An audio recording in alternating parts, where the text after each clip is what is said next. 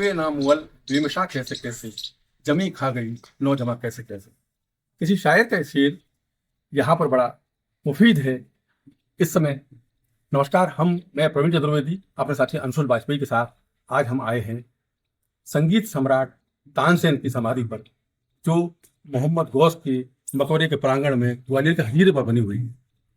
इस धरती के अंदर समाये हुए तानसेन, जिन्होंने विश्व को संगीत की रोशनी दी, उनके पास ही सोए हुए हैं उनके पुत्र, जिनका नाम विलास खां बताया गया है।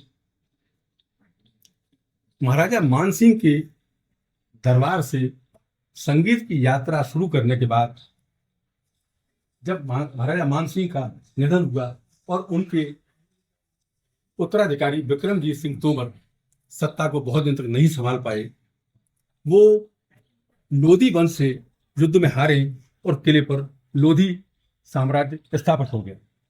उसके बाद तानसेन यहाँ से रवाना हुए और पहले वो रीवा गए और उसके बाद अकबर के दरबार में पहुंच गए। अकबर के नवरत्नों में शामिल तानसेन के जन्म की एक अलग कथा है। ये मोहम्मद गौस का मकबरा है। प्रचलित कहानियों के अनुसार तानसेन के माता पिता को जब कोई संतान नहीं थी, तब वो मोहम्मद गौस के पास किले पर आया करते थे, जहाँ अपने मुरीदों के साथ मोहम्मद गौस रहते थे। मोहम्मद गौस से तानसेन की माँ ने एक बार बड़ा कड़क सवाल किया, उनके पास आने वालों की सबकी चोरी भरी जाती है, आखिर उन्हें संतान की प्राप्ति क्यों नहीं की। इस पर मोहम्मद गौस संत थे, शुद्ध संत थे, उन्होंने उन्हें एक ऐसा वरदान दिया कि जिससे उनकी बुरी भर गई और तानसेन का जन्म हुआ। तानसेन के बचपन की कहानी भी उतनी ही रोचक है। वो ग्वालियर के पास बिहट में उनकी जन्मस्थली बताई जाती है, जहाँ वो अपने माता पिता के संग रहते थे और बकरियां चराने जाते थे। बकरियां चराने के दौरान वो जंगल के अंदर तरह तरह के जानवरों की आवाज़ निकालते थे।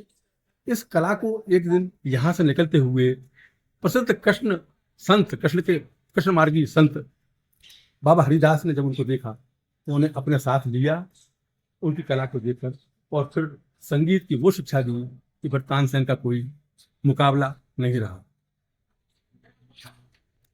इस समय हमारे साथ हैं मोहम्मद गौस साहब की 8वीं पीढ़ी के वंशज सबला हसन साहब। हम इनसे मुखातिब होते हैं और बात करते हैं थोड़ी तानसेन की कहानी को लेकर। थोड़ा बताएंगे? जी, तानसेन साहब की कहानी जो है ये आप मोहम्मद गौस साहब के 5वें खलीफा हैं। खिलाफत का मतलब मुरीद करने के बाद हमारे यहाँ खिलाफत होती है, जिससे सिलसिले चलते हैं। सत्तारिया सिलसिले के बुजुर्ग हैं आप मोहम्मद गौस साहब। तानसेन साहब आपके आशीर्वाद से पैदा हुए, मोहम्मद गौस साहब के। तानसेन साहब मोहम्मद गौस साहब जब हयात थे, मौजूद थे, तो ग्वालियर किले पे आते थे इबादत के लिए। उस दौर में ग्वालियर किले पे ग्वालव ऋषि भी थे। उसी दौर में जो ग्वालियर किला आज किला है, ये एक पहाड़ था। ग्वालियर किला जो है वो एक पहाड़ था। किला तो बाद में हुआ है, पहले पहाड़ था वो। तो बुजुर्ग या संत जो भी थे वो सब इबादत के लिए जंगल पकड़ते हैं। तो आप जंगल के लिए वहां से रवाना होकर यहाँ आते थे।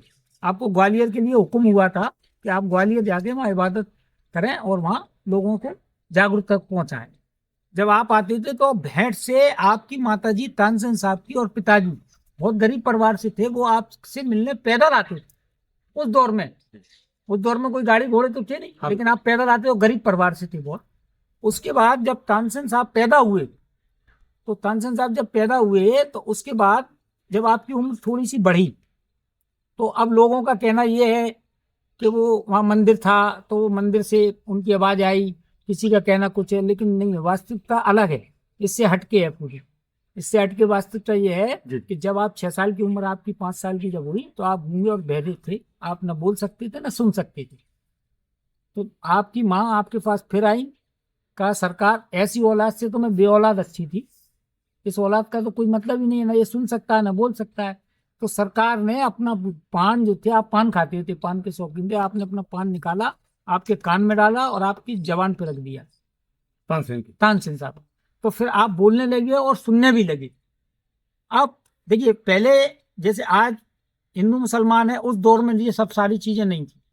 उस दौर में माहौल अलग था, मोहब्बत थी लोगों में। और संत की जो है कोई जात नहीं होती, संत उठ के है। और संत का काम होता है लोगों का भला करना, लोगों का कल्याण करना, उसको कहते हैं संत। और जो कल्याण नहीं करे वो संत नहीं है, वो बहरूपिया है। ये वास्तविकता है। हाँ। ये सच्चाई है। जैसे डॉक्टर है, डॉक्टर का काम जो होता है वो इलाज करना होता है, लोगों को अच्छा करना, मरीज को। अब अच्छा हो ना हो ये मालिक की मर्जी है। अच्छा, संगीत का कोई ताल्लुक मोहम्मद गौस से रहा? नहीं नहीं, संगीत का ताल्लुक नहीं रहा। अब जब आप संगीत हरिदास जी से। जी, जब आप कुछ बड़े हुए तो आपने आपका रुझान देखा कि आपका रुझान जो है वो संगीत की तरफ है। तो फिर आपने एक खत लिखा। उस टाइम पर दो ही भाषा चलती थी, संस्कृत और उर्दू, वो फारसी। उर्दू और अरबी कुछ नहीं किया। ठीक। तो आपने फारसी में खत लिखा स्वामी हरिदास जी को कि मैं अपना एक शिष्य आपके पास गाने के लिए, रियाज के लिए, सीखने के लिए भेज रहा हूं। तो आपने खत को चूमा और चूम के आंखों से लगाया और आपने कहा कि मैं इतना सौभाग्य हूं कि एक इतने बड़े बुजुर्ग से पास से कोई मुझसे कुछ लेने आ रहा है, कुछ सीखने आ रहा है। तो आपने संस्कृत में फिर आपका जवाब दिया खत का, हरिदास जी ने। हरिदास जी ने, जी। कि आप उनको भेजिए। फिर आप हरिदास जी के पास गए। हरिदास जी के पास जाने के बाद आपने पूरा गाना सीखा, सारा रियाज किया। अब जो ताकत आती है, जो मेन ताकत आती है, जो दीपक राग आप गाते थे तो दीपक जल जाते थे, मल्हार जब गाते थे तो पानी बरसता था। अब वो ताकत कहाँ से आई? वो ताकत है रूहानी। जी, जी। वो इबादत की ताकत है। बिल्कुल। वो जब इबादत आपने पूरी करा दी तो इबादत की जो ताकत है, क्योंकि आप सत्तारीय सिलसिले से हैं, आप वैद हैं, मुरीद हैं, आपको बंगाल दिया गया था, तानसेन साहब को बंगाल का इलाका दिया गया था। जी। तो आपने बंगाल में जादू खत्म कराया लोगों का। जी। ग्वालियर बाद में आए हैं आप फिर। जी।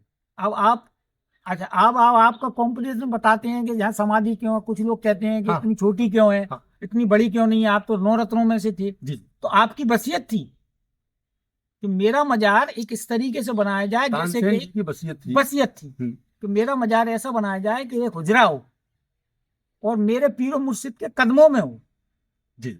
इसलिए तानसेन साहब का मजार ग्वालियर में मोहम्मद गौस साहब के पल्सर में बना हुआ है। बहुत धन्यवाद आपका।